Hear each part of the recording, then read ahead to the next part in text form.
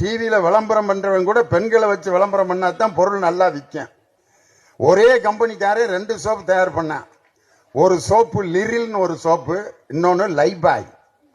Lifebuoy சோப்பை எப்படி விளம்பரம் பண்ணான்னா ஆம்பளைய குளிக்கிற மாதிரி காமிச்சான்.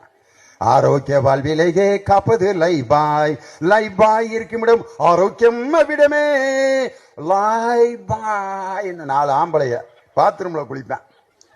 லிரில் சோப்பை எப்படி விளம்பரம் பண்ணான் தெரியுமா? ஒரு அருவியில ஒரு பெண் குளிக்கும். லா லா லா லா லா லா லா லா லா லா லா லா come alive with freshness Liril அப்படின்ற ஒரு பொம்பளை பிள்ளை நுரையில இருந்து அப்படி வெளியே வரும்.